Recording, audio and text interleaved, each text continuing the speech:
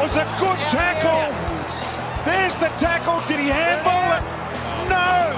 That's as clean a tackle as you can get for a free kick. Welcome to Little Birdie Podcast. I'm your host, Scoot, a unique look into the eyes of sports betting from professional gamblers, sponsored by topsport.com.au, Australia's biggest betting bookie, and puntingform.com.au. Mark Goodwill joins me again this week. How are you, big fella? Going okay, thanks, Nico. We're another person down this week again. Down.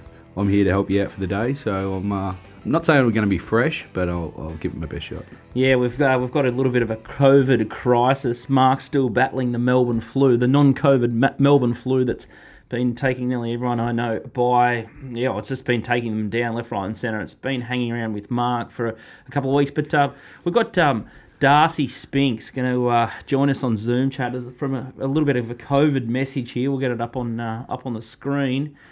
Darcy's just going to send in a little cheerio from a... Oh, no, she's not. She's this is Darcy. This is Darcy from a trip in Byron, just sunning herself on the beach. No wonder she hasn't returned. Hey, why would you come back? Jeez, I thought she called in yesterday and said she was sick. She's absolutely jogging there. Wow, I'm not sure about this. You can't be posting stuff and then telling your boss you can't come in because you're ill. Yeah. Not sure about that. So Darcy's, I think she's got a negative COVID test at the moment, but there might be a close contact or some other COVID rubbish. So she's taking the cautious approach and she's self-isolating. She's a bit like Dangerfield at the moment, out for 3 weeks. With a hammy. So, yeah, I'm not sure if she's back next week or not now. She's... soft tissue. What do you do? Put in 3 or 4 weeks, take 2 off. Is that her contract? I don't know, but it's not a bad setup, that's for sure. It's a massive week of AFL. You just heard the opening clip there. That was from the Brisbane Lions massacre, the Cats. I couldn't believe what my eyes, Mark. I was on a trip away with the missus down in Tasmania, and by the time we got home, I could settle in for the last half of football. It might have been three quarters. I'm not sure, but I've never seen a more biased set of umpiring decisions throughout the game. It was at least a half of football that it was completely lopsided. They kept playing made up sort of free kicks, and what happened in the last sort of quarter was absolute shambles. We had a throw to Guthrie, and then which resulted in a Selwood goal, which was disgraceful. And then it was the cherry on top that you've just heard in the intro with the non-holding the ball paid. The last time I had a more biased umpiring was in my footy career. I went up to Collyhambley and played in the Riverina, just out of Narrandera, and we got absolutely smashed by the umpires. And that was under 15s, but in the AFL you expect better. But I think you went into the treasure trove of the AFL and you found a holding the ball decision a year ago that also crucified the Lions. Yeah, it was 2 years ago. Was it? Yeah, exactly the same decision. It was crazy. Top of the square, game was on the line. Brisbane made the tackle, Geelong dropped the ball, and no decision made. So it's repeated itself 2 years. So I don't think Brisbane will be putting up their hand for the fixture to go down the category anytime soon because they just can't. They can't get the rub of the green. We watched a replay yesterday. It just gets worse. When you're not watching it live and you can more relaxed yesterday. Watching the replay, it's just, it's. They're howlers, they're unacceptable, and even the diehard Geelong supporters even admitted that, I heard a few at the ground just said they can't believe that wasn't paid. So when you got the opposition supporters putting up their hand and saying the umpires, were a bit one-sided, we'll say, but it's just got massive ramifications for, teams going forward. And, we always say what happens in finals if this was to happen, say in a prelim. If that game was replayed as a prelim or even a grand final, how would you feel then? No, it'd nearly be riots. There'd be nearly brawls in the crowd, I would have thought. Yeah, it's just, it's a bit like what we said last week. The AFL making it too hard for the umpires, and maybe they just need to be able to really bring it back to concentrate on just the basic decisions, and dropping the ball is one of the original rules. It's what makes the game great, the art of tackling and the players not being able to get away. And just because it's in the goal square and the game's on the line shouldn't alter the umpire being... Well, they love giving away free kicks. They give them away like it's confetti at the moment. Yeah, maybe drop off some of the ruck free kicks that neither ruckman know none of the crowd. Just pay the basic ones. Yeah, it's crazy, and neither of us bet in the match, so we had nothing. We're not talking through our kick or anything like that. It was blatant. I think it wasn't just the last quarter. My frustration was throughout the whole game, and you sort of warned people pre-match. It's very hard to bet against Geelong if you like the opposition team, and this is one of the reasons they do get the rub of the green. And then I tweeted something out on Friday night saying it was the biggest rob in AFL VFL history. A lot of people mentioned the Wayne Harms incident and brought up a couple of other classic matches that I'd sort of forgotten about. But Kangaroo supporters, Demon supporters, heaps of supporters chimed in and said it's been happening for years and years down at the Cattery. Yeah. Oh, that's why they've got one of the best home ground records. Not just because the umpires have play well down there, but it's very hard to beat Geelong by yourself down there when you've got the umpires maybe not giving you equal rights. Makes it a bit tougher. And in better news, let's talk about the positives. It was good to see Lance Franklin back, the big bud. He's a new father, but he looked dangerous, and the Swans look like a brand new team. You've got Isaac Heaney absolutely humming. You've got the kids up and about, and Buddy's getting a few scoring shots there. What did you think of the champs' return? It was good. Crowd gets around him. They did it well, Sydney. They kept him for the home game. Make sure the crowd gets in to see Bud. Just played his role. They kind of fed him a little bit. If you watch the game in its entirety, he didn't have a great game, and they looked for him, so to get his confidence up as well. But it's good because he doesn't need to be the only man to goal anymore. They've got a pretty dangerous forward line. But it'll be interesting this week. They've got the major test. Richmond, they'll find exactly where they are this week. It's going to be fascinating viewing. And Big Tex Walker, kick 6. What's he done in the off season? He needs to be swabbed. Your man Tex, you were up and about on him last week, kicking 5, and you couldn't believe. We couldn't believe that he was into $21 for the Coleman. Now he puts 6 on top of that in a losing side away from home, with 4 tackles for dropping the ball, which is unbelievable for a big forward, because I don't reckon Tex has had one holding the ball decision paid for him about the last 5 years. But now he leads the Coleman by 3, I think it is, and he's into $9. So it'll be interesting to see if you're going to chime in at the $9, get sucked into Big Tex. I think I'll be keeping my powder dry, that's for sure. One of the match of the rounds was the Western Bulldogs versus West Coast. I'm a big Western Bulldogs fan. I have been for the last couple of years, but I thought they weren't firing on the weekend, and they found a way to win, and that's a sign that a side's going to be there in the finals. And I thought the West Coast Eagles boys up forward, they had a lot of tall timber. Credit to you, Oscar Allen. I sort of gave him half a neg, being the sort of the third man, but I thought he played a really good game, and he is a presence, and they're going to be a very good side, or a bit better than I sort of thought. But it was the highlight of that game for me was right at the finish, and I've been up in arms about players not taking enough set shots inside 50. Bond, the absolute superstar that he is, I love that he just took the mark, cool, calm and collected. Most players would chip over the top or play on or do something, kick around the corner or something, foolish like that. But he's just the ultra professional footballer, and he's a pure footballer. He's just sucked up the clock, 30 seconds. He's gone back, cool, calm and collected, taken it upon himself, and he's kicked the sealer. It was great to watch, and he's just absolutely flying, isn't he?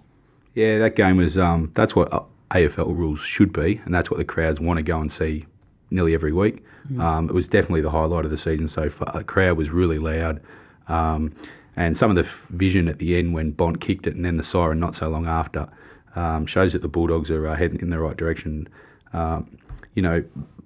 Bont showed his maturity, you're right, because he got the ball in open space and he did have a man on the inside, and if when you watch a replay, he took half a step to almost, his instinct was to play on inside, but being the captain, he went back, sucked the clock up, as you said, and put it straight through the middle and make sure of the win. So, yeah, that was you can mark that down for 3 votes for the Brownlow, which anyone who's backed the Bont, off to a solid start, I would have thought. They were a bit worried that he wouldn't stand out with such a hot midfield, but if you watch that replay back, he's just, if he starts kicking 2 or 3 goals a week, putting 25 to 30 on the board, there's not, McRae's had 41 touches, I think, in the match. He'll have to settle for the 2 come Brownlow night. And it was a pretty tough week for the bookies, wasn't it? 7 of 9 favourites won. How did you find the week? Yeah, I think 7 of 9 favourites did win. There was a few close pick'em games, obviously, that just went the rub of the green for the favourites, because there was only 4 line covers. So I don't think the week was as bad for the bookies. There was a few, it would have been interesting, something like the Hawthorn line kept it under Richmond. There was a lot of money for Richmond.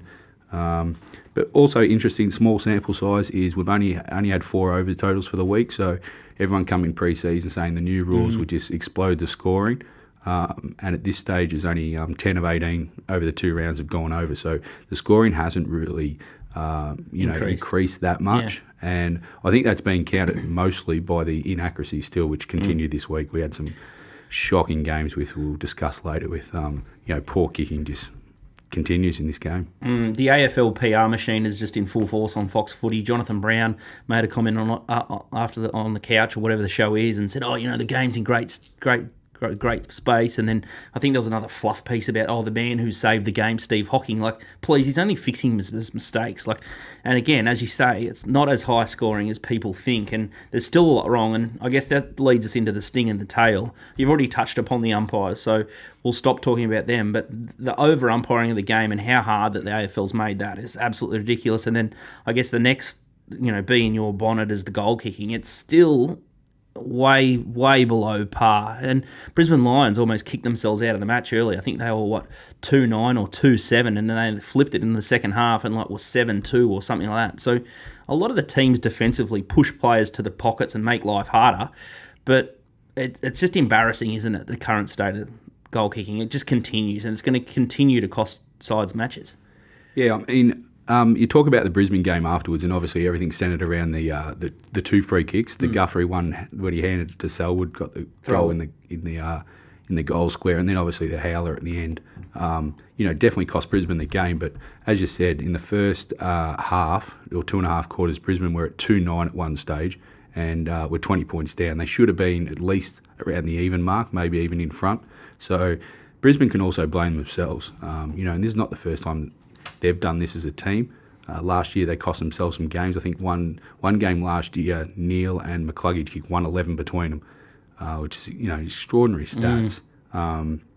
So while Brisbane were duped by the umpires a bit, their poor kicking also cost them that match. And what about the Fremantle GWS? 18 goals, 35 in near perfect conditions. It's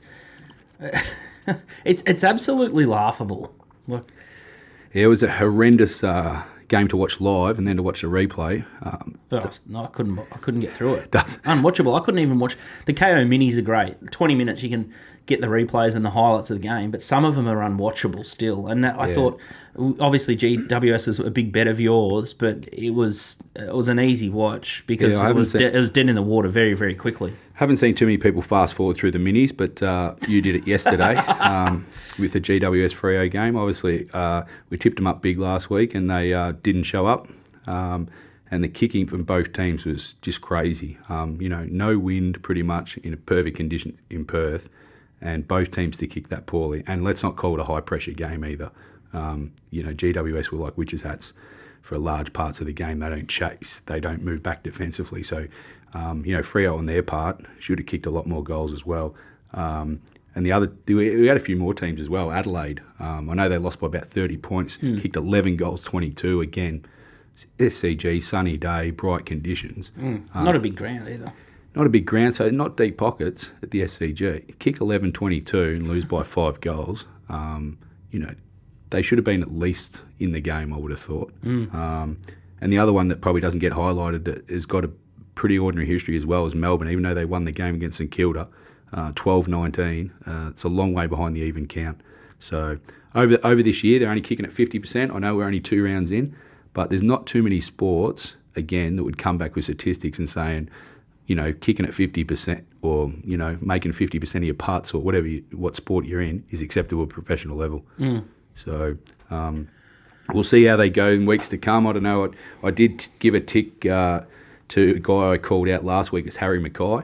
I was impressed with his goal kicking this year. He had a couple of close set shots in, and he was able just to put it over the umpire's hat. So maybe someone from Carlton in the coaching has got around Harry Mackay and just said, let's not be kicking the ball 60 when you're 15 metres out, Harry. Just chip it in, and he kicked 4 straight. So maybe a few other players might want to watch the difference between Harry Mackay week 1 to 2 and just maybe transfer it to their own game. We'll see. Fair call. What we did get out of the replay from Fremantle GWS was the Reid hit on Fife, and I don't think Fife, he braced himself properly for the hit, and everything in this super slow-mo looks worse than it actually is, but I didn't think Reid had any other opportunity than to protect himself late. They're both going for the ball. It's in the last 1 second where he puts his shoulder up to protect himself, and then because Fife gets knocked out, it's, 3 weeks? Yeah, he got 2. Or 2 weeks. Yeah, he probably should have got 3. Danger gets 3 the week before. The AFL, again, just highlighting a bit of inconsistency. I think 3 should have been the, if they're going to make a statement, they keep talking about it, they keep putting out press releases. It happens 2 weeks in a row. Why does Dangerfield get 3 weeks, week 1, and then are they softening the approach already? Fife gets knocked out. He misses, obviously, next week with the concussion rule, yet Reid only gets 3. So he's either guilty and they're going to be consistent, and he should have got 3. Personally, we both agree that, listen, great hit. There wasn't even a free kick paid in the game. I thought it was just one player trying to protect himself against the other player, and there was, some incidental contact because of that. He wasn't trying to snipe him. There was another hit that looked very intentional on Toby Green. And Same game. Yeah, Toby Green, maybe because he's the villain, he bounced out of it. That was malicious, that attack on Toby Green. Yeah, he wasn't even looking at the ball. Wasn't even looking at the ball and swept under the carpet. Yeah. It doesn't make any sense. No logical sense. Yeah. But then if Toby doesn't wake up, he might get 5 weeks. So as a player, I don't know what I'm meant to be doing. Yeah. Am I meant to be protecting myself if I'm going to the ball, put my shoulder up, or I don't snipe? And I tell you what, speaking of snipers, David King was one of the biggest snipers in the game. And he is absolutely the PR machine for the AFL. It's unwatchable, that First Chat podcast. We turned it on the other day. And to hear someone like Kingy come out and bitch and moan about these big hits, like, mate, you're one of the biggest dogs in the game. Jeez, all right. Well, it's true. Not a North fan. Nah, well, true. His highlight reel, if you want to plot it up, let's not pretend he goes to church on Sundays, because he delivered some great hits. What he will argue that the 90s was a different era and stuff like that, which to a degree it was. But I just think, he's getting paid by the AFL. He's obviously on Fox, so he's not going to come out and say too much against that. They never do, these guys. But we will. I don't think that Reid should have got suspended. It was in the field of play. They both had their eyes on the ball, and actually Reid crossed the Freo player to get there. This nonsense that he left the ground and stuff like that. At least Joey Montagna on the same show had a really good explanation, and he beat King hands down in that argument, because when you go to get hit or you're bracing, you do lean into it. 100% what he said. Unfortunately, he just got Fife cherry, and Fife wasn't braced. Just in that moment didn't expect that contact, and him hitting the ground, I think, might actually done more damage than the actual hit. And for the player, now every time you do a tackle and you the happen game's to getting sling, faster too, and they're seeing it in the NRL. The faster you make the game, the smaller hits become worse. It magnifies the problem. And in the NRL, that game's getting faster, and all of a sudden you're seeing a spate of knee injuries because all of a sudden the game moves faster and the body can't cope. Yeah, I don't think there's any advantage, and I don't know why the media play their role in this. There's no point having slow motion for these incidents, because the game's not in slow motion. So why do they keep showing these hits? Like the Fife one looks terrible in slow motion, but it looks normal at normal speed. So yeah, I understand the concussion rule and I understand what they're trying to do, but if you're playing AFL, unfortunately these incidents, I just don't think you need to have these players off the green. That's all. Now, the other thing that, just to wrap up the sting in the tail, it's starting to become my favourite segment. Nice little rant to get us fired up for the rest of the show. But there was something that got your goat up, and that was in the St Kilda Melbourne game, where Gary Lyon and Plugger Lockett and Stewie Lowe were up there, and they were doing that thing about, come out and speak about all your problems and all this sort of stuff, and they had the big circle, which is fantastic. Great to get more awareness, but you thought it was a poor choice to have Gary Lyon speaking about mateship. Yeah, like it. The Spuds game, a great initiative by St Kilda for sure. And a little Birdie, we love getting around a charity. We do a lot of work for different charities throughout our season. So rather not speak about the game in terms of what they do for Spud, but for the first year that you have that up, I can't cop Gary Lyon with his recent past, we'll call it, getting up there on national television with a bunch of blokes standing around him when you got Plugger and Lone next to him talking about mateship. It just didn't sit well with me. We watched the replay of it yesterday, and it just doesn't look any better when you watch it the second time around. I can't cop. I don't mind Gary Lyon as a person necessarily, or what he's commentating for footy, but when he starts talking about mateship and look after your mates, protect your mates, all that kind of stuff, I just don't think that sits well with the general audience. And I think it was a poor choice by either the AFL or the football clubs. Let's try to outplugger or low for that. Leave Gary Lyon out of that one. Yeah, I think you're on the money there too. I don't know. I don't think that Gary Lyon is the doyen or the pin-up boy for mateship at all. Now, the Today Show, that's the end of the sting of the tail. Can't wait for next week already. It's a nice little ranting segment that we love. Now, Today's Show, we've got a little bit of a review of AFL Round 2, Round 3, the week ahead. We'll go through the big blockbuster matches. We've got the Hall of Fame. We've got Top Rope Tedeschi, Round 4. He had a nightmare in Round 3. Self-admitted he'd rather be in Fritzl's basement than go through the weekend on the punt in the NRL that he did last week. And he's in the firing line, Top Rope Tedeschi. His lock of the week has gone down for 2 weeks in a row. So I think it's 3 strikes and he's out. So it's Mark versus Top Rope Tedeschi in a knockout competition. If he gets a 3 strikes, I'm going to push him aside and I'm going to take over lock of the week for charity. We're doing that for raise.org.au. We're going to take a quick break, but if you're betting this weekend, make sure you check out topsport.com.au. They are Australia's biggest betting bookmaker, and in the last hour of betting, they also offer $2 lines. Make sure you give them a go. The Merlihan family are keen for your business. They are the fairest bookmaker in Australia. We'll take a break and we'll go through round 2 and we'll look at round 3. Welcome back to Little Birdie Podcast. I'm your host, Scoot, with MG, the kid, and Darcy Spinks, who is in COVID lockdown. It's time to talk AFL Round 2, and let's open up with the traditional rival clash, Carlton versus Collingwood. We're on the wrong side of this one. We thought Carlton would deliver a much better performance, MG. What were your thoughts following the game?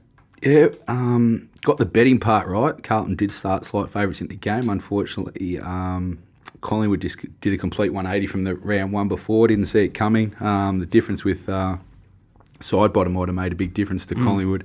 Again, Carlton's leaky defence. And I think Collingwood, one of the biggest winners from round 2, is a big game for them to win. They've got Brisbane this week. I just think Carlton are a team that are just limited. They try hard. They really do put in, but they're just that, probably around that 8th to 12th side that just... Something missing. Got too many injuries, and just, unless they've got their best team on the park, they just struggle against the top sides or the better sides. Fascinating litmus test for Collingwood this week against Brisbane at Marvel Stadium. The game moved due to COVID. Now, Geelong-Brisbane, we've spoken a little bit about the game. I thought Brisbane were probably the better side on the night. They probably should have won by about 3 or 4 goals. I think Geelong aren't travelling very well at all, and I'd be pretty happy to take them on in the finals for the top 4. Any which way. I think Geelong are probably overbet at this stage, and they're probably not going as good as I thought they were.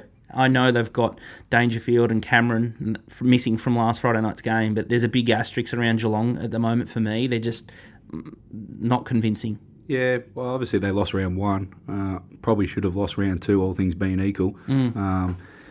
And, they are missing Dangerfield.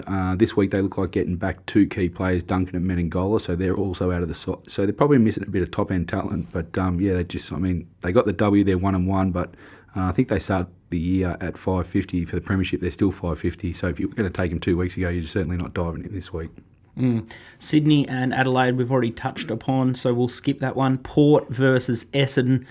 It's very bleak at Bomberland. I know you've got some family that are very heavily invested in the Essendon Football Club, but It's a funny one. I think Essendon are struggling, but then Port may be flattered by a really soft draw at this stage. So the jury's probably out for them as well. Yeah, unfair fight. We thought that going in, the line moved a long way to Port. Unfortunately, the bookies couldn't get it probably high enough. Closed 33 and they won by 54. Did it pretty much on the bit. Essendon ended up with 3 key injuries, which they all look like they're going to miss at least 6 weeks or more. So, the forecast Essendon's not bright going forward. But, I don't want to be too negative on Essendon because I've got to sleep at home. Now, St Kilda versus Melbourne, the Saints, that was a great win on the road at GWS, which that form may be a bit of query now, given how poor GWS were. But then the D's, it's another lacklustre game, the D's, but they've scraped together a couple of wins. Yeah, they're 2-0, but a bit like Geelong. They're probably not convincing at the moment, but, you don't have to be firing on all cylinders at the start of the year. We understand that. They've got the 2 Ws, which is most important, but... St Kilda just butchered the ball. Their skills are terrible. Highlighted by Bradley Hill turning the ball over at least 10 times on the game. It's normally a good kick. I don't think it was a high pressure game, so there wasn't too many excuses in the dome as well. So weather's not a factor there as well. So I think the form around both the Giants and St Kilda from round 1 on to round 2, I wouldn't be following either side right now. It's a big problem for Kangaroos at the moment. From a betting perspective, it's almost free money. Just back the minus against the Kangas and just watch them crumble. They are absolutely in all sorts. Their brand sort of falling apart.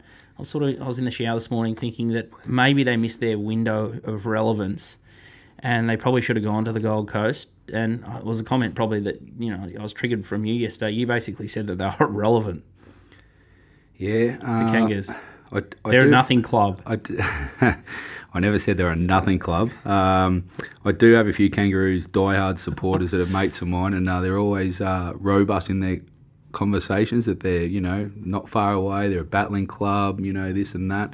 But, when you strip it all back, they've been belted the first 2 weeks. And they, they're as low right now as I think in their history. What the Giants... Well, I don't know about the North history, but definitely, dating back to when Gold Coast and Giants come in, they're that uncompetitive. And, they face the Bulldogs this week. So the bookies have gone out fairly strong at 40 for the line they open. I think it's already 42, maybe even 43. I'm not sure they're going to get this line high enough as well. If the Bulldogs really want to put a percentage booster on... This is it, run their score up. North might cop 3 yet because their side's lacking any kind of class across the ground. Hawthorn, Richmond, as a Hawthorn supporter, I was buoyed by passages throughout the game. I think Giath is a star in the making, but we just don't have the firepower up forward. Were Richmond just playing with Hawthorn? Yep. I think Richmond are good enough. Honestly, I think Hardwick's like a good horse trainer. He's gonna circle the fixtures where Richmond will just get into a gear, get the job done. We've seen that, I think, against Carlton round 1, Hawthorn round 2, and I really think they'll just do it again. So I know Sydney 2-0, but Richmond they'll just cruise through next week as well. They've had a pretty soft start to the year. You're right on Hawthorn. At least you're honest with them. They just won't beat many top 8 sides this year. Thanks, mate. The last couple of matches we've sort of spoken about already. Western Bulldogs, West Coast. It was sensational. I think West Coast are going better than most people think. I know you tipped them up as an overseason win bet, so you're not surprised by their form. They get Port Adelaide this week, and then Fremantle, GWS. We've spoken about that game. What about Fremantle? Is there a ray of hope there for Fremantle, or are GWS just that bad? I think Fremantle. I'm not convinced they're definitely not going to play finals this year. I wouldn't have thought. They play an exciting brand. I don't mind the brand they're trying to play. I'm just not sure they've got cattle. So I think Freo will be competitive and win a lot of games for, again, teams outside the 8. But I'm not sure Freo have got the people on the ground to beat a lot of top 8 sides this year. So they may improve, and I like the way they play. They've got some good kids coming up, but I can't see them playing finals this year. Time to look forward now, and it's AFL Round 3 action. If you want Mark to hold your hand through the AFL betting season, you can get his Stings package. I think you can get the next 4 rounds for $55, or you can sign up for the whole year for $400 and get all his units and all his staking plans and a massive, comprehensive week-to-week preview of the AFL. It includes so many betting types and so many options, and then you get his condensed set that mainly hovers around the line and the totals action, which is dynamite. Mark is an ex-bookmaker. He's worked for IES, Pinnacle, and Crown Bet or Bet Easy, so he knows what he's doing. He used to set the markets, and now he's beating the markets, and he's helping you do that too. Let's have a look at the first match, Thursday night, absolute corker. The odds are up on the screen now. Collingwood versus Brisbane Lions, 180 Magpies, $2.02. Brisbane Lions, and the line 2.5. The total's 172.5. Marvel Stadium Thursday, COVID crisis. Mark Goodwill, thoughts here, please. Yeah, well, the opening line, obviously the venue changed, so Brisbane were going to be probably about 10 or 12 point favourite up in Brisbane, but since the game's been switched, Collingwood opened and is currently 2.5 favourite, which is very surprising to a few. I think Brisbane should be slight favourites in this game, maybe only 1 or 2 points, but I couldn't be diving into Collingwood at minus 2.5. It should be a very good betting game, obviously short turnaround for a few. And I think there'll be a big crowd at the Dome, so hopefully they can put a West Coast like Bulldogs from last week, that kind of game on. So if I was betting this game, I'd be looking to take Brisbane plus 2.5, maybe even invest in Brisbane 1-39 at the 245, 250, and I also shade the overs in this game as well. I think the bookies have put up 172 early. I just think there might be, Brisbane, if they kick straight, this game might travel overs for me. I'm definitely in the camp of the Brisbane Lions. This is my lock of the week or bet of the week. I thought the Lions were fantastic down at the Cattery. Umpires aside, I think they should have won the game by about 3 or 4 goals. If they had a kick straight, they probably should have deserved to win by about 6 goals.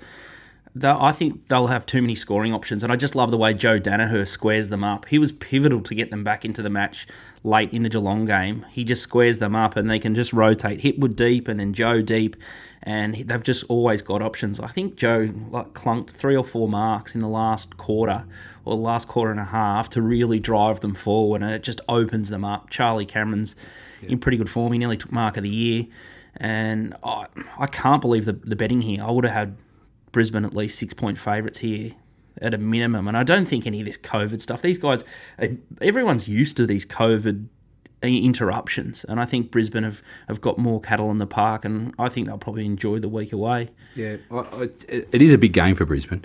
Obviously going down 0-3, everybody's been throwing stats out this week that obviously it's, they throw it every year, whoever goes down 0-2, that only one team in the last 3 decades or whatever it has ever made the finals, and I think that was Sydney. So the pressure's on Brisbane, being away from home. The disruption, may have an effect, may not. You don't know, and then after the game they either use it as an excuse or they say, we were professional and got the job done. Just on pure numbers, I think Brisbane will have to start slight favourite in this game, and time will tell, but yeah, I'm certainly happy to take on the Brisbane side here. I think they're a better side as well. And if they'd beaten Geelong last week, then what price do they start?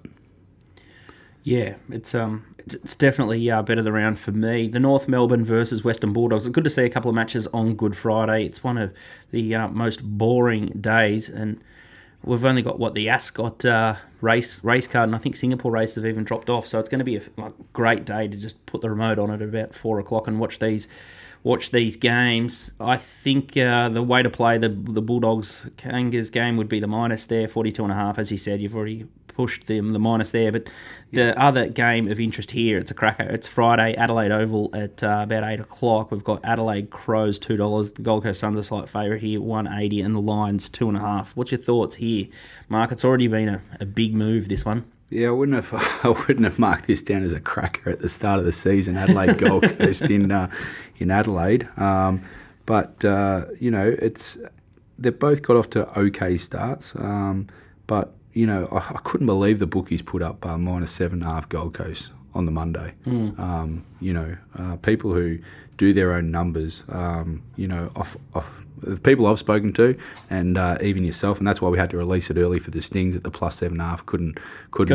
Couldn't wait around. A few people I spoke to also had Adelaide slight favourites. Thought it pick it worse. Adelaide at home. Again, if they kick straight against Sydney, they might not have won the game, but the margin would have been a lot closer. So I expect a decent showing by Adelaide. And Gold Coast got a few injuries as well away from home. I'm happy to be with Adelaide.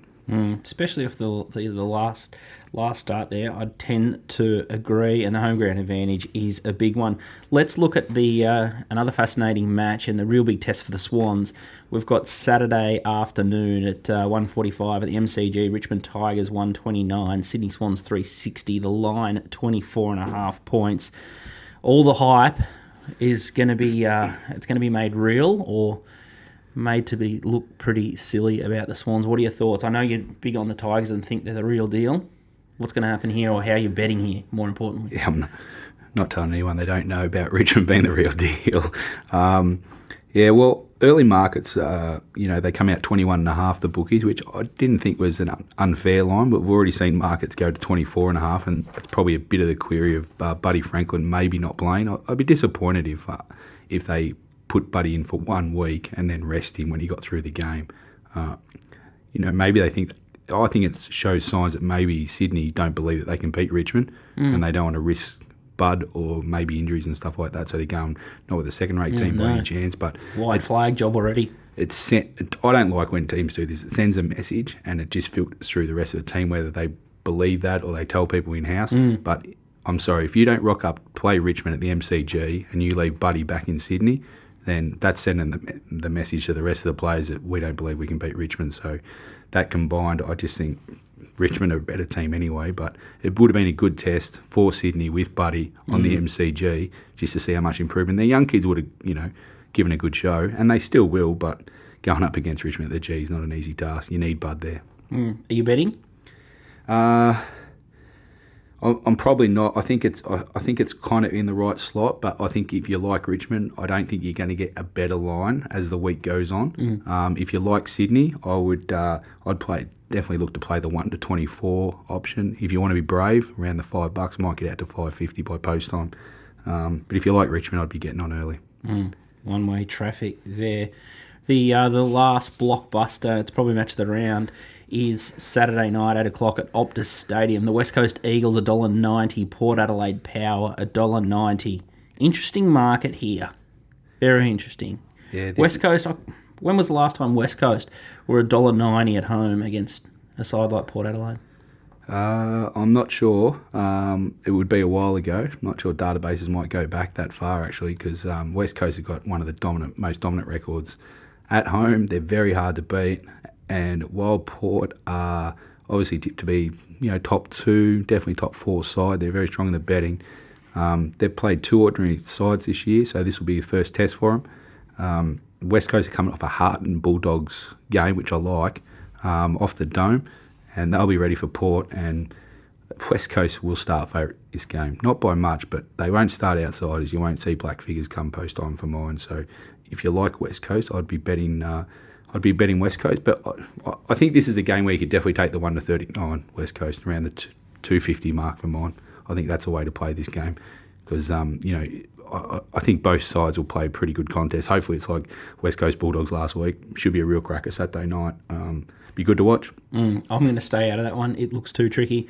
My best of the week is definitely Brisbane Lions to beat Collingwood. If you want the rest of Mark's thoughts, make sure you check out the shop, littlebirdie.com/shop, and check out AFL Stings. It's very good value, $55 for the rounds 3 up to 6, or you can just get $400 for the whole season, which is even better value still. Now, let's have a look at our new segment called Buy, Hold and Sell. We'll put the futures markets up. We might put up the Premiership betting. Who are you buying this week in the AFL Premiership market? Yeah, so right now, next week, the way if you're betting futures, obviously you've got to have the long term, who you can think will win it over the year. But if I'm investing, haven't had a ticket in yet, I'm just looking for the next block of rounds to see where I can get the value. This week I'm buying the Bulldogs at $10. their draw over the next 4 weeks. Got a practice match this week against Kangaroos.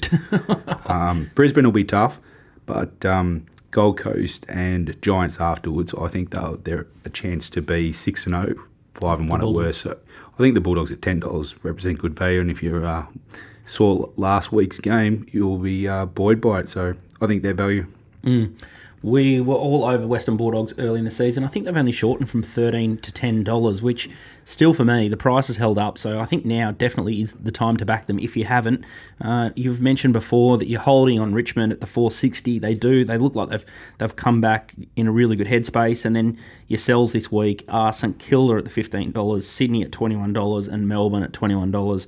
I agree. I think they're all really rock bottom odds there, and I don't think they've got the depth there to challenge. And then again, if Sydney get turned over by Richmond, which is the likely, most probable outcome, their odds are going to balloon too. So now is probably not the right time to back the Swans. Let's have a look at the Brownlow medal market up on the screen now. Who are you buying here? You're early committed with the Bont as well. It's a very Western Bulldogs thing. Might have to bring the scarf in. Yeah, well, he's good to watch the Bont. So as we said earlier, I think he's got a pretty solid 3 voter in round 2, so you'll be able to write that down. I just think at the $9, he's still good value. I know Dusty's come out and maybe gone back to back threes, but the Bulldogs are a potential top 4 side, and it doesn't matter how good their midfield is, the Bont just stands out in it. He's the equivalent of Martin to Richmond, and if he's going to take them anywhere near winning the premiership, then barring injury or suspension, the Bont will be high up in the count. I also think Neil at $12, they're drifting this guy. He's got short memories, the bookies. One with a leg in the ear last year. Geelong made a real conscious effort to tag him out of the game, but he won't be tagged this week against Collingwood. And if Brisbane are going to be winning, then now might be the time to take the $12 Neil. Petrarca a hold, 19 into $13. Yeah, played a solid game. I think Oliver will just shade him for the 3 for this week. Petrarca will get the 2. Again, if Melbourne are going to play finals, there's only 3 blokes that probably pile in the Melbourne side with Gawn and Oliver. Petrarca's he's a pretty good investment, so I think he'll give you a good sight. So if you miss the 19, I think 13's probably a bit unders, but I'm definitely holding my ticket. Some very shrewd sells last week. You sold Nat Fyfe, bang, he gets knocked out, and then your other one, P. Cripps. He just looks to be not quite himself at the moment, so he's been 10 out to 21. So to repeat there, the buys are Lockie Neal and Bontempelli. Both seem overpriced or underrated by the market, so they're over the odds at the moment, and Petrarca is still a hold in a pretty weak Demon side. Now, the big sells of the week. Tex Walker. Yeah. What's happening there? Well, I was selling him last week at 21 after his first up performance. He's backed it up with another 6. Now leads the Coleman. Can't get them all right. Lucky it's not a market I bet in. Got it wrong so far, but he's into $8 now. Crazy. Which is crazy because there was a few big forwards starting to stand up, kicked a few bags of 3 and 4, Hawkins, Lynch, Kennedy from West Coast. Your man, he gave him a bit of a rev up, told Oscar to get out of his way. He kicked 4. Adelaide is still very much bottom 4 side. I know we're tipping on it this week, but they're against Gold Coast. Tex may look to put another 5 on the board this week, but he's long term. He can't win the Coleman. Outstanding stuff. And let's have a look at the AFL Women's. It's starting to get into the pointy season. Mark's been tipping these out for a promotional sort of package all season. So now we've got only 2 matches left. We've got Melbourne versus Fremantle. The odds are up on the screen now. $1.77 the D's, women, and Fremantle are $2.10 the line, 2.5. Any thoughts there?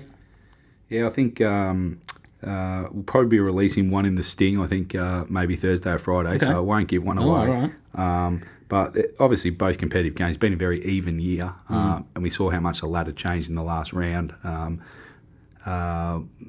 Adelaide got not lucky, but they got a close win, which then sent them to first on the ladder. Now they have the week off, so they're very in a good spot. But I think they're both competitive games, but I do like one this week, so we'll send it out on the Sting in the next day or 2. And then Collingwood are $1.67, Kangas $2.25 and 4.5 the line there. Okay, Mark's not playing ball here. He's keeping his cards very close to his chest. If you're betting this week on the ponies, make sure you get around our sponsor, puntingform.com.au. They're the best place to do the form. You can put notes against horses. You can black book. They have the best online form database. It sits in the cloud, so you can never lose your notes. It's trusted by professionals, and you should try them too, puntingform.com.au. We're going to take a break, and we're going to come back with the Hall of Fame. Welcome back to Little Birdie Podcast, a unique look into the world of sports betting from the eyes of professional punters. I'm your host, Scoot. I've got MG, the kid. He's feeling tip-top, and Darcy Spinks. We've seen a little bit of her early on the show, and she is in COVID lockdown. And someone who's managed to drag himself out of Fritzl's dungeon, his basement, is Top Rope Tedeschi. How are you, big fella? It was a tough weekend down there in the basement. I'll tell you that right now. Not good for the punters, but another week, another round, we're up and about. We're ready to go again. By the look of that shirt hanging on your door there, I think you're in Peter V'landys' dungeon or his basement. I love Peter V'landys. You make me sick, Top Rope. You love it, Scooty, and I know you mentioned off air last week an old ABC documentary, I believe, the Gamblers, and I went and watched it. And I'll tell you what, PVL has not changed, other than the haircut, in 25 years. He was as bitter and vindictive as he was to the Leichhardt Council in 1996 as he is towards the AFL in 2021. How good, PVL? I don't think he's thrown punters a bone yet. He's unbelievable, PVL, and it's a good segue into our Hall of Fame segment. Peter V'landys is not in there. This Hall of Fame segment we talk about is someone who does something great for the punters on a week-to-week basis. There's been some cracking candidates in there. The big quaddie man, Macca, is in there. Cam Munster was in there for his contract signing at Kittens. Mark Wahlberg for those absolutely shabby Ladbrokes ads, and I notice Shaq now is starting to do them for PointsBet. It makes me sick. And then Steve Fletcher, he got us out last weekend at the Honkers, and I tell you what, he's done it again. Fletcher's done it 2 weeks in a row. If you're having a good or a bad weekend on the punt, you need to tune into Fletcher's tips on Asia. They are absolutely red hot. Goodview Clarico was $8, and it just led the whole way. I think it was in about race 9 Hong Kong on Sunday. So I'd nearly say that Fletch gets another nomination to go back-to-back Hall of Fame in something that we've never seen in Hall of Fame history. But I tell you who wouldn't be getting a Hall of Fame nomination would be the umpires down at the Cattery. It was an absolute rob. It was probably the biggest heist and the biggest rort I've ever seen. Top Rope, it happens every week in the NRL, doesn't it, with your umpires? It happens every week with the referee. Just before we get to the referee, just onto the great Fletch. He also tipped up one of my horses. I got a little share in a horse called Glamour Runs Deep last week. Tipped it up on Wednesday. Only went out and led all the way and won by 6.5 lengths. So Fletcher's well and truly in the top rope good books.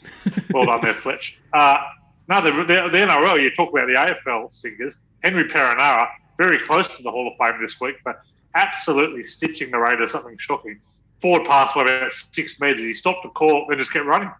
He was probably said, but those of us on the Warriors got a little break there. So nothing for Henry this week. We've got a great nomination this week. He may not be the best punter. He could be, but he's got the best nickname. We are inducting Mattress Mac into the Hall of Fame this week. You guys aware of Mattress Mac? No idea. Never heard of him. Mattress Mac is a furniture salesman in Houston. Now, he runs these promos every year when the local teams to do well, and then offsets it by betting on those teams. So a few years ago, he had $5 million on the Houston Astros to win the 2019 World Series. After he promised $3,000 rebate to anyone who bought a bed from him, if the Astros went on to win the World Series, because they have $5 million on them. And this year he's got $1 million on the Houston Cougars to win the NCAA tournament at 8-1, $9 million to win $1 million, and they just made it through to the Final Four yesterday. So Mattress Mac is flying. He had $3.5 million on Tampa Bay to win the Super Bowl. I think he stopped with the promotions now. He just loves the punt. But Mattress Mac just keeps on winning and betting big numbers. So you know what? Anyone who wants to tie gambling with mattress rebates, I'm all for. So well done, Mattress Mac.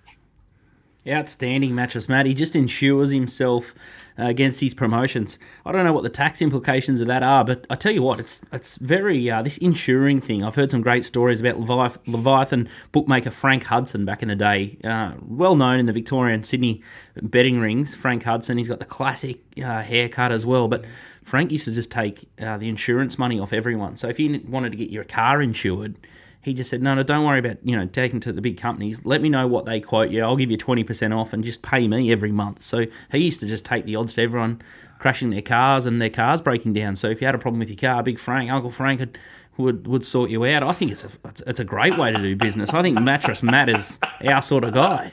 Well, Flemington Racecourse do it every year, or they definitely have done it in past years with the draw in the AFL because they've got the major meeting the week after. So they always used to hammer the draw. I think they used to do it with the tab. Yeah, it used to be 50s into like $34, and most of it was Flemington and all these big event companies. Yep. Yeah, they used to insure against their turnover the week after. So I think they were doing that for decades. Well, I think it would be surprising if people don't start doing it in COVID times and just try and play the insurance companies off against the odds and put it in the skyrocket. That could be a really good angle and a really good rort. Now, let's look at Thursday night football. It's probably not the blockbuster week that last week was, but it may make things easier from a punting perspective. We'll get the odds up now for Manly versus Penrith Panthers. We've got Penny Panthers 109, Eagles 750, the line 18.5 top rope. And Penny Panthers, they got some injury problems, but wow, that is a big line. Big line. We are taking the minus, and we are taking the big minuses all week. This is probably, maybe the pick of them, up there with the Storm game. It's only a small sample size this year, but we have had 7 games between top 6 teams from last year, bottom 6 teams from last year. The minus has covered 6 times. The only failure to cover was Parramatta in the first game of the year. Failed to cover by half a point, went down 16-0 at half time, covered the late line. So the golf is just too big. These new rules that PBL's brought in, they're sensational when good teams play good teams. They're very good when bad teams play bad teams. When good teams play bad teams, it is ugly. So I like the minus. I like that Penrith can score at will. Penrith have conceded 10 points all year. Manly are diabolical on attack. How far Penrith win by will be dictated by how much Penrith will win by, but you can see them winning 20-0. I think those who don't mind a bit of the old Ric Flair can back Manly to score 0 points. I can't see Manly dropping the scores here. Well, I like that angle. Now, top rope, the speed of the game that you touched upon in the new rules, all of a sudden there's a spate of injuries, or it looks that way. There's blokes doing knees. It's just carnage out there. The game's getting too fast. What's happening? No, the game's actually not faster at all, despite what they are saying. There's more fatigue in the game. Players, the ball is in play a bit more, but the GPS tracking suggests that the game isn't markedly faster. Players are just getting more tired. It was a bad weekend for injuries, no doubt, last week. But I don't think there's a lot to do with the new rules there. I think it's just players adjusting to it. Early in the season, we often see a lot of injuries early in the year. Real bad week for it. Knee injuries have happened forever and a day. I would suggest the HIA rule is more the doctors being a bit more proactive in not letting players back on the field than any more head knocks. I'm not sure that the new rules have a huge impact on that. So, I know Buzz Rothfield at the Telegraph is trying to stir up all this garbage around it, but anyone with any common sense is kind of happy to take a more measured approach on that front. We managed to catch NRL 360, and I tell you what, isn't that a ranked show, top rope? I am an addict 360, and I do feel sorry for Benny Eichen, who has to surround himself with a bunch of absolute clowns most of the time. Hooper, Crawley, Rothfield, absolute gibberers. I was saying the same thing, and Mark thought I was being a little bit too harsh, but thankfully you're on my side. Now, the Friday night matches, there's 2 crackers. The Melbourne Storm, Brisbane Broncos, we'll leave that one. We talk about the Storm every second word, it feels like, on this show. But Canterbury Bulldogs, your side against the Rabbits. Odds on the screen now, 107 the Bunnies, 860 the Canterbury Bulldogs at topsport.com.au. The line, 21.5, and the total points, 42.5. I tell you what, top rope, South's keeping the Roosters to a very, very low scoreline this week. They look like the real deal. You're all over them to win the premiership early. They've hemorrhaged in price. I think they're now around $5. They look the real deal, don't they, the South? South's the real deal. They play a game that is going to cause Canterbury all kinds of grief. But if you'll allow me for just 1 second to go on a rant, the Bulldogs are an awful side. They are terribly coached, despite all of this. Trent Barrett will say to the Bulldogs, 2021's the year that things will come good. We are worse than ever. We failed to score a single point against the Brisbane Broncos, playing a style of game that a 6-year-old could have developed. It was clownish the way they played. Yep, we have a talent deficit against most teams. We don't have one against the Broncos, and we got absolutely smoked. It was embarrassing, humiliating. It's 3 games in. Trent Barrett should go. I've had enough already. Not for a new coach. Anyway, absolute. He shouldn't have been hired in the first place. He was bad at Manly, and he's just being terrible now. And all he's doing is fleecing the club out of plenty of cash and plenty of time. Get someone in there who knows what he's doing. So, I love anyway, this. The long and the short of that, South minus. I love it. For anyone just tuning in for this season, I think Nick Tedeschi every week called for a new coach's head in the back half of the season. It's taken, 3 games of NRL. The back half and the front half. Couple of sick beats on the punt, some early pain last week, and all of a sudden he's calling for a coach's head. And I tell you what, he won't be the first, won't be the last, and he'll have someone in the gun every week. But South's minus, it sounds like a very safe way to play. They are a very good attacking side, and defensively they are looking the absolute business. Now, the next big match that we're going to talk about is it's a cracker, really. Canberra Raiders, yeah, they were a bit stiff. The forward pass was a hot topic, but they've got the Gold Coast Titans on Saturday night. We've got the odds on the screen now. Canberra Raiders, $1.66. Gold Coast Titans, $2.25. And lines are soft 3.5 there. Top rope up at the Gold Coast. Yeah, well, that's the thing. May not be up at the Gold Coast. There's the decision will be made midday on Wednesday, so it depends on when the punters are listening to this, around where that game will be played. It looks likely it will now be played in Sydney, so no one's quite clear on where that's going to go. So I couldn't find a real angle in that game from the get-go, and certainly don't have an angle probably without knowing where the venue's at.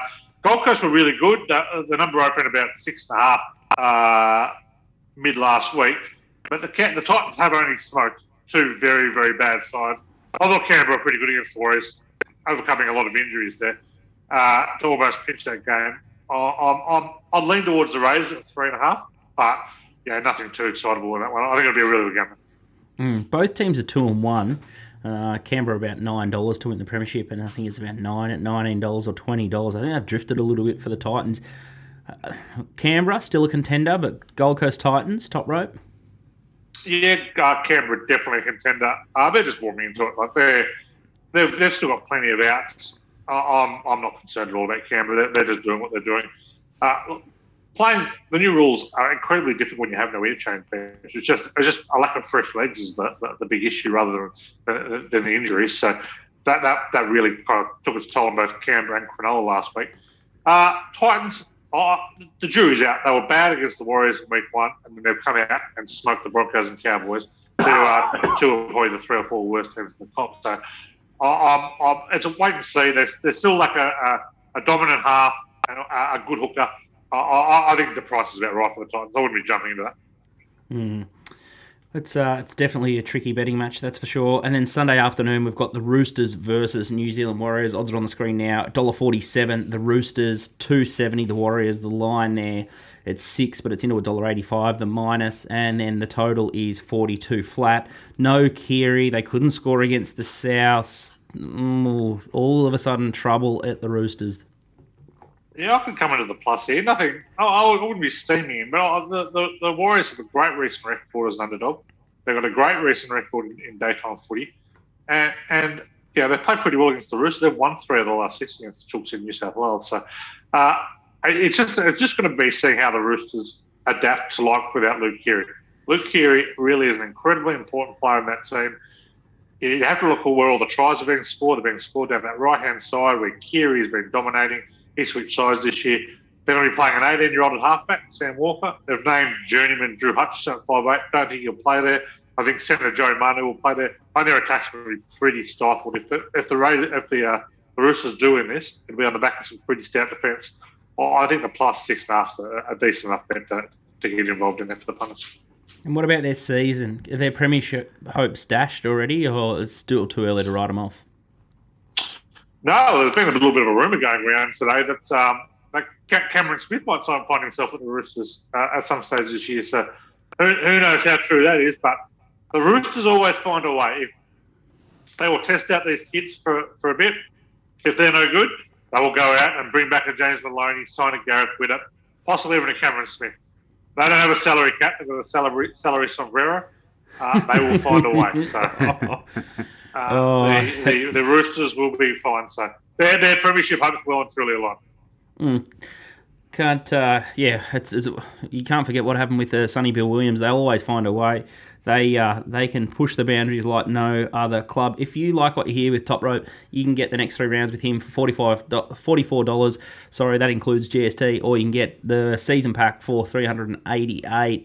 It's great reading. Top Rope does it wall to wall, and there's no hiding here. He's had a bad weekend last weekend, but he'll bounce back. He loves playing the totals, and he's all over the lines too. Now, Top Rope, I tell you what.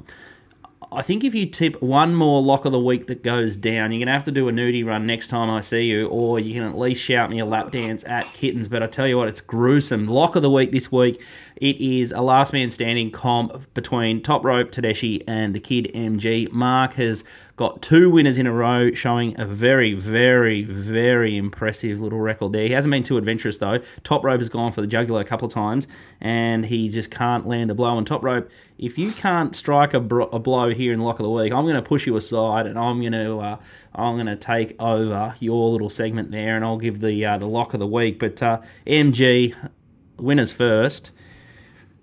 Who have you got this week in your Lock of the Week? I think your bank, it's $200 bet each week that it just compounds for charityraise.org.au. And so your 200 is now sitting at a fluffy $505. Who's your round 3 Lock of the Week? Just going to keep the pressure on this week. Play a straight bat with. We're going to go back to the well, round 1. I'm going to go Richmond just the head-to-head. $1.29 to try and get to $6.51 for next week. Yeah, well, we're going to have to have a look at the rule book there. You've used the Tigers, who are the ex-premiers, and then all of a sudden you've pulled them out again. We might have to tinker with the rules to keep you on your toes there, but you hit the total in the Port Adelaide Essendon game last week, so that absolutely pissed in. But Top Rope, for a little bit of self-respect and redemption, who's going to be Lock of the Week? It was a shocking watch. It was West Tigers, Newcastle Knights. West kicked away early. Newcastle got them back into the match, and then a little sick beat late. Top Rope, who have you got this week? Lock of the Week, round 4. How big a lock do you want? Just anything. Storm 101. How about we go the Lock of the Week? We'll do a little double. Melbourne and Penrith into each other. Melbourne, Penrith double. About $1.20, I imagine, something like that. After a couple of gutsy bets, that's probably one of the weakest things I've ever seen happen. So $200 at $1.18 on Penrith to beat Manly, and Melbourne Storm to beat the Brisbane Broncos. Oh, I tell you what, he could get anything better. Well, why don't we get a bit of Lair in it? Why don't we add South to that mix as well? There you go. I tell you what, up treble. He deserves to get taken off this segment. $200 at $1.27. He's got Penrith into South Sydney and the Melbourne Storm. So that's for raise.org.au. They're a mentoring program for kids going through their adolescence or teenage years, and they find mentors to help guide people on the right track in life. It is a fantastic thing. It's at Raise Mentoring on Twitter. Make sure you check them out, and if you can, donate. They do a fantastic job there. Top Rope, any final thoughts? I just feel sorry for this poor race.org. I'm letting them down. Luckily, I'm not a mentor to them. You're going to get actually qualified mentors to help them out. It's only early in the season, and Nico's already taken you off the park. I think that's a bit. It's early in the season. I'm having three-leg $1.27 multis to try and get out. Yeah, I know, and he's getting into me. I'm having one pick at $1.29. Top Rope's having 3 to get to $1.27. Well, the goal is to get to $5,000, so right. We can donate to this charity. It is looking unlikely. It's very embarrassing. But thanks. It's a long season, Nico. There's no rush. Yeah, well, it's very tiresome if you can't tip 1 out of 3 for Top Rope. Oh, you'll get the treble this week, and you'll be into it next week. I just like action. Get me in. If I was having the Lock of the Week, I'd be on the Brisbane Lions. They are immoral against Collingwood, and get up the South. South at the minus. That looks like a good bet. Top rope Tedeschi. Thanks for all your time today. Mattress. What was he? Mattress Matt. Mattress Mike. Mattress Mac. Mattress Matt, the punter that insures himself against these big wins to pull a rort through his business. Find an angle. If you've got an angle or a rort, we heard of Juppies a little while ago with the national anthem. He rang in as an NBC producer to get the length of the anthem. If you found a little edge or a rort out wide that we can exploit, make sure you drop us a line. Good luck on the punt this weekend, Top Rope, and make sure you take that shirt down instantly. It'll be down, straight under the bed. Thanks, buddy. All right, that's all we got time for, MG. I think you need one more week in the paddock. I think the Golden Slippers nearly killed you just when you were starting to get right. You smashed the body, so I think you need the Bonox and you need the Vicks. You need to get in a hot bath and watch all the footy this weekend. Couple of hot cross buns for the week. Hey? Yeah, no, looking forward. Should be a good few good games. Looking forward to it. So hopefully we'll be back on deck next week 100%, and we might even have our third stooge back in the studio as well. Good. Darcy Spinks, the 12 or 14 day isolation, we might even lose her again next week. Who would know? We might even Skype her or Zoom her or get her somehow into the viewers at home. But I think that's the end of the show. Hopefully we won't get sued. Hopefully we're here next week. We've come out with a couple of big calls, but make sure you like us, you rate us, you jump on our YouTube channel, subscribe there. You get the videos sent to your email every week. We're on Apple, we're on Spotify, we're on SoundCloud. Make sure you like and comment to keep us kicking along there. And good luck on the punt this weekend. And we'll see you next week. See you, MG. See you guys.